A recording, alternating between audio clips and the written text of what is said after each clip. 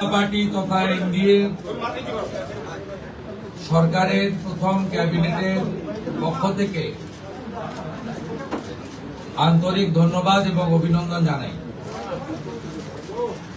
আমরা যে গুরুদায়িত্ব নিয়েছি, চলার পথে সংবিধানের চতুর্থ স্তম্ভ মিডিয়ার একটি গুরুত্বপূর্ণ ভূমিকা রয়েছে। আপনাদের পরামর্শ এবং সহযোগিতা ভারতীয় জনতা পার্টির পরিচালিত ক্যাবিনেট আন্তরিকতার সঙ্গে আশা করে। আমরা আজকে প্রথম ক্যাবিনেটের মিটিং করেছি। আমার সাথে মন্ত্রিসভায় যারা যোগদান করেছিলেন 5 জন আমার অত্যন্ত গুরুত্বপূর্ণ সতীর্থ, সম্মানীয় দিলীপ ঘোষ মহোদয়, সম্মানীয় অগ্নিমিত্রা পাল, সম্মানীয় অশোক কীর্তনিয়া, সম্মানীয় ক্ষুদিরাম টুডু, সম্মানীয় নিশীথ প্রামাণিক, তারা আজকের এই ক্যাবিনেটে গুরুত্বপূর্ণ ক্যাবিনেটে অংশগ্রহণ করেছে। এর বাইরেও মুখ্য সচিবের নিয়ন্ত্রণে সরকারি আধিকারিকরা এবং মুখ্যমন্ত্রীর দপ্তরের উপদেষ্টা সহ অন্যান্যরা ক্যাবিনেটে আমাদের সহযোগিতা করেছে। আমি গোটা রাজ্যের মানুষকে ডক্টর শ্যামাপ্রসাদ মুখার্জির এই পশ্চিমবঙ্গ ভূমি আপনারা যে গুরুদায়িত্ব আমাদের কাঁধে তুলে দিয়েছেন, মাননীয় প্রধানমন্ত্রী নরেন্দ্র মোদীজির মার্গদর্শনে এই ক্যাবিনেট সুশাসন, সুরক্ষা এবং ডবল ইঞ্জিন সরকারের যে চলার পথ রয়েছে, যা অন্যান্য 20টি রাজ্যে চলছে, সেই পথে অগ্রসর হবে। এটা আমি পশ্চিমবঙ্গের দলমত নির্বিশেষে, বর্ণ ধর্ম নির্বিশেষে বাংলার জনগণকে আশ্বস্ত করতে চাই। এই মন্ত্রিসভা, এই সরকার for the party, by the party, of the party ব্যবস্থা তুলে দিয়ে সংবিধান প্রণেতা প্রাতঃস্মরণীয় ডক্টর বাবা সাহেব আম্বেদকরের সংবিধানের প্রধান যে ভাষা for the people, by the people, of the people ভিত্তিতে চলবে। এবারে কাজের কথায় আসি। আজকে আমরা ক্যাবিনেটে, প্রথম ক্যাবিনেটে 6টা সিদ্ধান্ত নিয়েছি। প্রথম, পশ্চিমবাংলার গণতন্ত্রের যে মহোৎসব হলো, দীর্ঘদিন বাদে মৃত্যুহীন, ভয়মুক্ত, অবাধ নির্বাচন গোটা ভারতবর্ষ কেন, গোটা পৃথিবীর মানুষ দেখল। তাই একটা প্রদেশের নির্বাচন নিয়ে আজকে বিশ্বের বিভিন্ন সংবাদ মাধ্যমে আলোচনা হচ্ছে। তাই আমরা প্রথমেই বাংলার জনগণ তথা 93% ভোট প্রদানকারী ভোটারদেরকে নতমস্তকে কৃতজ্ঞতা জানালাম। সাথে ভারতের নির্বাচন কমিশনের নিয়ন্ত্রণাধীন ভোট কর্মী, গণনা কর্মী, বাইরের রাজ্য থেকে আসা অবজারভার, কেন্দ্রীয় সুরক্ষা বল, রাজ্য পুলিশ, কলকাতা পুলিশ, সংবাদ মাধ্যম, নির্বাচনে প্রতিদ্বন্দ্বী রাজনৈতিক দল, প্রার্থী, প্রত্যক্ষ পরোক্ষভাবে এই এত বড় কর্মযজ্ঞে অংশগ্রহণকারী প্রত্যেকের প্রতি এই ক্যাবিনেট কৃতজ্ঞতা জ্ঞাপন করে। দ্বিতীয়, আমরা যাদের আত্মবলিদানের মধ্য দিয়ে বিজেপি সরকার প্রতিষ্ঠা হয়েছে, সেই ভারতীয় জনতা পার্টির অকালে ঝরে যাওয়া 321 জন যারা আত্মবলিদান করেছেন তাদেরকে শ্রদ্ধার সঙ্গে স্মরণ করেছি, সমবেদনা জানিয়েছি। তাদের পরিবারের প্রতি এই সরকার দায়বদ্ধ। তারা যেমন হত্যার বিচারও আশা করেন তা আমরা দেব, সাথে সাথে এই পরিবারগুলির সামাজিক এবং অন্যান্য কল্যাণকর সমস্ত দায় দায়িত্ব আমরা এই সরকার কাঁধে তুলে নিলাম। আমাদের দেশের সুরক্ষার প্রশ্ন, পশ্চিমবঙ্গের সুরক্ষার প্রশ্ন এবং যেভাবে জনবিন্যাস বদলে গেছে, আজকে আমরা প্রথম দিনই আমরা কেন্দ্রীয় স্বরাষ্ট্র দপ্তর তথা বিএসএফ এর সীমান্ত সুরক্ষিত করার জন্য জমি ট্রান্সফার প্রক্রিয়া আমরা আজকে অনুমোদন দিলাম এবং আজ থেকেই ল্যান্ড ট্রান্সফার প্রক্রিয়া শুরু হবে। ভূমি ও রাজস্ব সচিব তাকে এবং মুখ্য সচিবকে দায়িত্ব দেওয়া হলো 45 দিনের মধ্যে বিএসএফ এর প্রয়োজনীয় জমি হস্তান্তর সম্পূর্ণ করতে হবে, যা আমাদের কেন্দ্রীয় স্বরাষ্ট্রমন্ত্রী নির্বাচনের আগেই বলেছিলেন। এই কাজটা আজকে প্রথম ক্যাবিনেটে আমরা করলাম। মাননীয় প্রধানমন্ত্রী নরেন্দ্র মোদীজি তিনি বলেছিলেন প্রথম ক্যাবিনেট মিটিংয়ে আমরা আয়ুষ্মান ভারতে যুক্ত হব। আমরা আয়ুষ্মান ভারতে যুক্ত হলাম এবং সংশ্লিষ্ট দপ্তর কেন্দ্রীয় স্বাস্থ্য দপ্তরের সঙ্গে প্রয়োজনীয় যে এগ্রিমেন্ট অন্যান্য যে বিষয়গুলি রয়েছে সেটা স্বাস্থ্য সচিব, মুখ্যমন্ত্রীর দপ্তরের উপদেষ্টা এবং মুখ্য সচিব মিলিতভাবে অতি দ্রুত সম্পন্ন করবেন। অর্থাৎ আজ থেকে মাননীয় প্রধানমন্ত্রী ঘোষিত পশ্চিমবাংলার মানুষের প্রতি যে কমিটমেন্ট আজকে ভারতীয় জনতা পার্টির ক্যাবিনেট সেটা সম্পূর্ণ করল।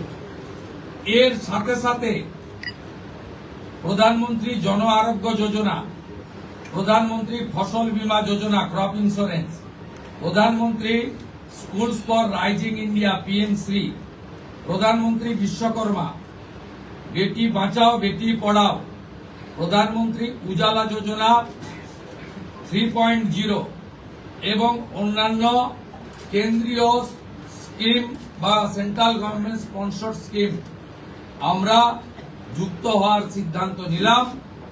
বিশ্বকর্মা যোজনায় আমাদের যারা বিশ্বকর্মা আছেন, হাতের কাজ করেন, আমাদের কামার কুমোর থেকে কুম্ভকার, স্বর্ণকার থেকে মালাকার থেকে তাঁতি থেকে নাপিত থেকে সবাই যারা 8,65,000 আবেদন করে রেখেছিলেন, আগের সরকার যাদের আবেদন জেলা শাসকদেরকে দিয়ে কেন্দ্রের এমএসএমই দপ্তরে পাঠাতে দেননি, আমরা দ্রুত ওই 8,65,000 পিটিশনকে পাঠানোর ব্যবস্থা নিলাম।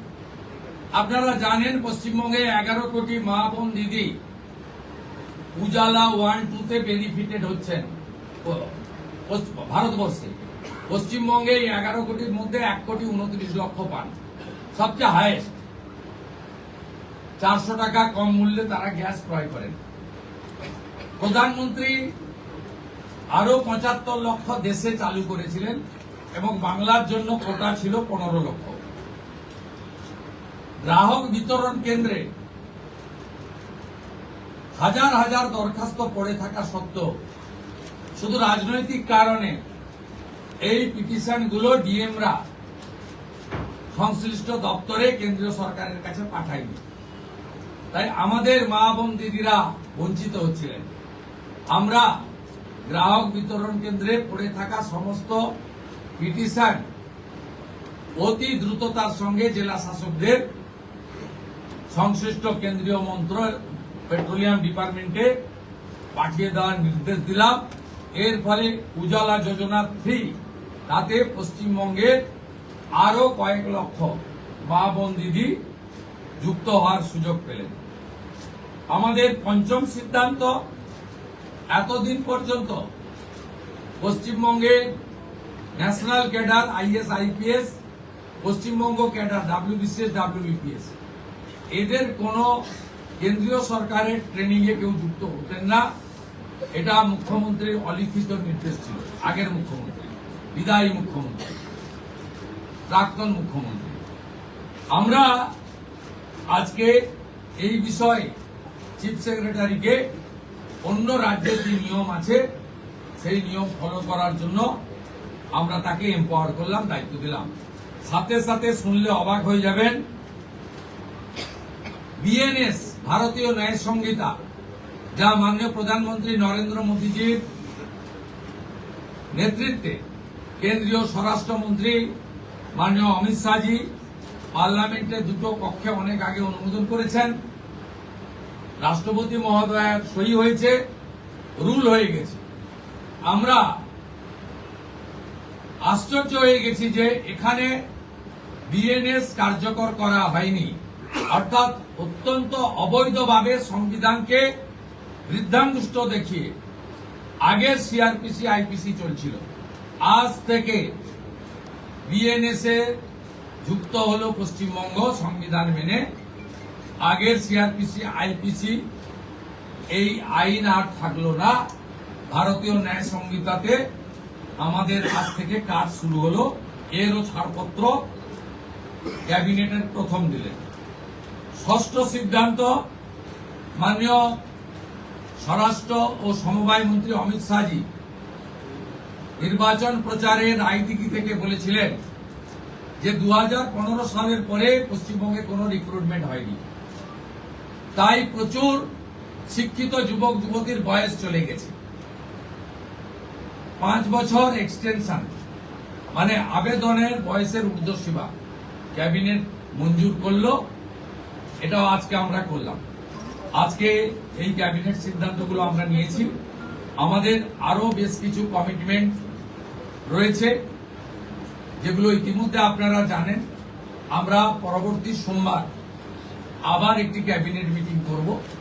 সেক্ষেত্রে আমাদের আরো আমাদের আরজিকর সহ নারী নির্যাতনের বিষয়ে, প্রাতিষ্ঠানিক দুর্নীতির বিষয়ে, পে কমিশনের বিষয়ে, এরিয়া ডি এর বিষয়ে, এই যে বিষয়গুলি আছে আমরা পরবর্তী ক্যাবিনেটে সেগুলো করব। কারণ আমরা আমাদের যে অফিসিয়াল কাজকর্ম দেখে আমাদের খুব বেশি সময় আমরা পাইনি।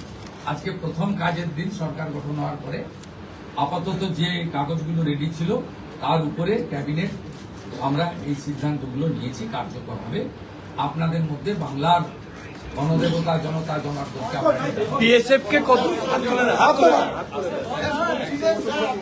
আমাদের ক্যাবিনেটে মাননীয় মুখ্যমন্ত্রী প্রয়োজন হলে নিশ্চয়ই সাংবাদিকদের সঙ্গে কথাবার্তা বলবে, প্রশ্ন উত্তরেও অংশগ্রহণ করবে, কিন্তু সেটা প্রয়োজন ভিত্তিক। ক্যাবিনেট ব্রিফিং নেক্সট ক্যাবিনেট থেকে মাননীয় সিনিয়র মিনিস্টার দিলীপ ঘোষ এবং মাননীয় সেকেন্ড টাইম MLA তথা মন্ত্রী অগ্নিমিত্রা পাল মহোদয় ব্রিফ করবেন। পরের সপ্তাহ থেকে দুজন মিলে করবে, একই পয়েন্টে করবেন, নিজেরা করে আমি জনস্বার্থে একটি গুরুত্বপূর্ণ তথ্য দেব যে কিভাবে পশ্চিমবঙ্গে যে সরকারকে মানুষ রিজেক্ট করেছে, ক্ষতি করে দিয়ে গেছে, অনেক কিছু পাবেন পরপর। 16ই জুন 2025 ভারত সরকারের পক্ষ থেকে জনগণনার জন্য office of registrar general of India, ministry of home affairs তারা পাঠিয়েছিলেন। জুন মাসে 2025, আজকে প্রায় 1 বছর হতে যায়, 11 মাস অতিক্রান্ত। পশ্চিমবঙ্গ সরকার এই ফাইল ফেলে রেখেছিল এবং এগুলো এক্ষুনি পাবলিক ডোমেনে আনার বিষয় নয়, কিন্তু যে তথ্য আমাদের এই হাতে আছে, যে লিখিত তথ্য আছে, তাতে এরা শুধুমাত্র পশ্চিমবাংলার সঙ্গে বিশ্বাসঘাতকতা করেনি, দেশের সঙ্গে, দেশের সংবিধানের সঙ্গে বিশ্বাসঘাতকতা করেছে এবং এদের মূল লক্ষ্যই ছিল এই জনগণনা আটকে দিয়ে মহিলা সংরক্ষণ যাতে ভারত সরকার করতে না পারে, মহিলারা যাতে বিধায়ক সাংসদ না হতে পারে, সেজন্যই এসব করে গেছে। আজকে আমরা এখনই জনগণনা সংক্রান্ত 16 June 2025 ministry of home affairs, office of registrar general India তাদের পাঠানো সার্কুলারকে আমরা এখনই কার্যকর করলাম। এই মুহূর্ত থেকে জনগণনার কাজ, তার প্রক্রিয়া পশ্চিমবঙ্গ সরকার আজ থেকে এই মুহূর্ত থেকে করলো। এটি প্রশাসনিক নির্দেশে হলো। সবচেয়ে বড় যে অভিযান ছিল আপনাদের দুর্নীতির বিরুদ্ধে, সবচেয়ে বড় অভিযান ছিল, সেটা নিয়ে কোনো সিদ্ধান্ত হলো বা কথা? আমি আপনাকে বলেছি, প্রাতিষ্ঠানিক দুর্নীতি, মহিলা নির্যাতন, পে কমিশন, এরিয়া ডিএ, এগুলো নিয়ে নেক্সট ক্যাবিনেটে গুরুত্ব সহকারে আমরা ক্যাবিনেটে আনবো। নেক্সট মানডে হবে। আমাদের কিছু পেপার ওয়ার্কের প্রয়োজন আছে। আমরা আগের মতো বাজেট হয়ে যাওয়ার পরে চন্দ্রিমা তুমি এটা বলে দাও, এভাবে সরকার চলতে পারে না। সরকার চলে তথ্যের উপরে, সরকার চলে নিয়মের উপরে এবং সরকারি সিদ্ধান্ত হয় সংবিধানের কতগুলো বিষয়ের উপরে। তাই এই গভর্নমেন্ট আমিত্বে বিশ্বাস করে না, আমরা নীতিতে চলবে এবং রুলস, অ্যাক্টস, সংবিধান, একে প্রায়োরিটি দিয়েই আমরা কাজ করব। আমরা আশা করব এই সরকারের কোনো সিদ্ধান্ত নিয়ে, আপনারা তো বটেই, আমরা বেঁচে থাকা কিছু 2-4-5% যারা সমালোচক, সেই সমালোচকরাও কোনো সমালোচনা করতে পারবেন না, এই রকম সুযোগ এই সরকার দেবে না। এই জন্যই মাননীয় প্রধানমন্ত্রী বলেছেন, বিজেপি পশ্চিমবঙ্গ বলেছে, ভয় আউট, ব্যবসা ইন। ব্যবসাটা আমাদের উপরে রাখুন, আমরা ঠিক পথে চলব। একটা কথা বিএসএফ কে কতটা জমি দিচ্ছে? বিএসএফ কে কতটা জমি দিচ্ছে? একটা বাংলা দেন, তারপরে দুটো হিন্দি দেন। আচ্ছা, বিএসএফ কে কতটা মাননীয় মুখ্যমন্ত্রী, আগের অনারেবল সিএম, বিএসএফ কে কতটা জমি দিচ্ছেন? বিএসএফ কে কতটা জমি? বিএসএফ যতটা জমি চেয়েছে ততটাই দেওয়া হবে। হ্যাঁ, এবং ইতিমধ্যে ল্যান্ড ডিপার্টমেন্ট কাজ এগিয়ে রেখেছে। আগের সরকারের অনিচ্ছাতে বিশেষ ভোটারদের বাঁচানোর জন্য, অভারতীয় অবৈধ অনুপ্রবেশকারীদের বাঁচানোর জন্য তারা ভূমি দপ্তরকে কাজ করতে দেয়নি এবং মহামান্য কলকাতা হাইকোর্টের নির্দেশও অমান্য করা হয়েছে, যেটা কোনো সরকার করতে পারে না। আমরা ল্যান্ড ডিপার্টমেন্টকে আজ থেকেই রেডি থাকা জমি হস্তান্তর করতে শুরু করেছি।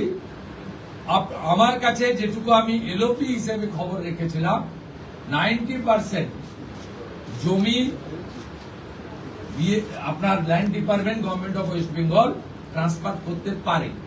এক্সাক্ট সংখ্যাটা মুখ্যমন্ত্রীকে অনেক কিছু ভেবে বলতে হয়, যেটা বলতে হয় তার অথেন্টিকিটি যেন থাকে, তার যেন পূর্ণ সত্যতা ইত্যাদি থাকে, এটা করেই বলতে হয়। তাই এইভাবে আগের সরকারের মতো আলপটকা প্রশ্ন উত্তরে বর্তমান মুখ্যমন্ত্রী বা তার ক্যাবিনেট যাবে। স্যার একটা কথা, স্যার একটা প্রশ্ন, কেন্দ্রীয় প্রকল্প, মাননীয় মুখ্যমন্ত্রী, सवाल उठाए थे, आप जब विरोधी में तब उठाए थे, अब सत्ता में आप आ गए, आपका सिंगल डायरेक्टिव क्या होगा एडमिनिस्ट्रेटिव हेड्स के लिए ताकि रेस्टोर हो पाए राज्य का लॉ एंड ऑर्डर? और बीएसएफ वाला भी अब जो दे रहे हैं वो अगर हिंदी में थोड़ा बता दें। देखिए, हमारी सीमांत सुरक्षा देश की सुरक्षा के साथ जुड़ा हुआ है। ये भारतीय जनता पार्टी का चुनाव में बहुत बड़ा कमिटमेंट था। देश हित में, बंगाल का हित में। इसलिए आज पहले कैबिनेट में हम लोग बीएसएफ को लैंड ट्रांसफर करने का डिसीजन ले लिया है। लैंड डिपार्टमेंट जो लैंड उनका पास है, उन्होंने लैंड डिपार्टमेंट ने बहुत सारा एक्सरसाइज भी करके रखा है।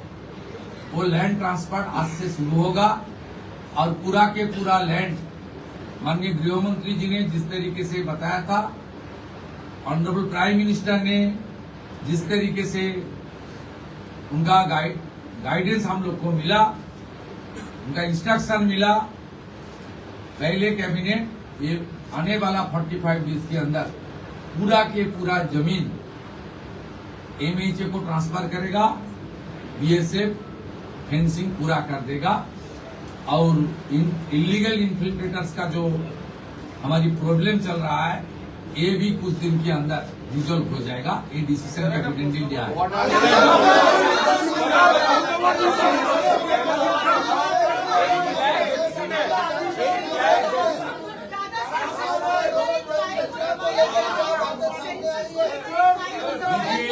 ये सरकार जो पीछे सरकार था जिनको जनता ने फुल्ली रिजेक्ट कर दिया, ये बड़ा मैंडेट बीजेपी को दिया। ये सरकार केवल तुष्टीकरण, परिवारवाद, इंस्टीट्यूशनल करप्शन, महिला के ऊपर अत्याचार, गवर्नेंस को खत्म नहीं किया, देश की कॉन्स्टिट्यूशन को भी चैलेंज कर दिया। 16 जून 2025 ministry of home affairs, office of registered general India notification किया था। आज तक 1 साल होने वाला है। ऑनरेबल होम सेक्रेटरी का खत है, इसके ऊपर बहुत सारा ऑफिसर का नोट है जो हमारी गवर्नमेंट का सीक्रेट पेपर्स है। ये लोग सेंसस को रोक के रखा था। ये सेंसस रोक के रखने के लिए इसका एक ही प्लानिंग एक्ट था। खास करके जो हमारी माँ, दीदी, बहन, उनको प्रधानमंत्री जी ने रिजर्वेशन देने के लिए, डिलिमिटेशन करने के लिए जो कोशिश कर रहा है, उनको रोकना। ये बहुत हम लोग इसको फैक्ट फाइंडिंग कमेटी भी करूंगा, इसलिए कौन इसके साथ जिम्मेदार है वो तो आने वाला। लेकिन आज एडमिनिस्ट्रेटिव ऑर्डर कर दिया हम लोग, आज से ही सेंसस का काम शुरू हो जाएगा। 11 महीने के बाद ये इम्प्लीमेंट हो रहा है, इसलिए आपको सामने मैं इसका खुलासा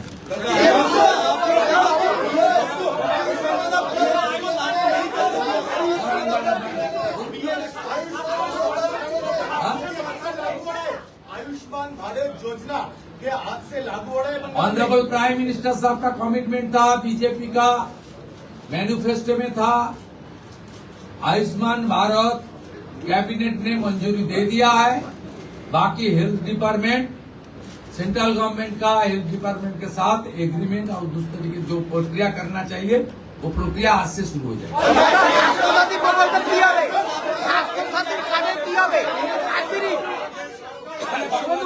শুভেন্দু বাবু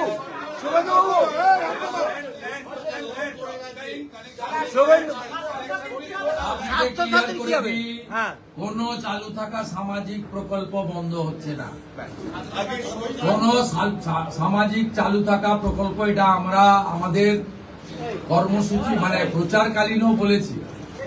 কোন চালু থাকা সামাজিক প্রকল্প সে 30 বছর আগের হতে পারে, 10 বছর আগের হতে পারে, কোন সামাজিক প্রকল্প আমরা বন্ধ করছি না।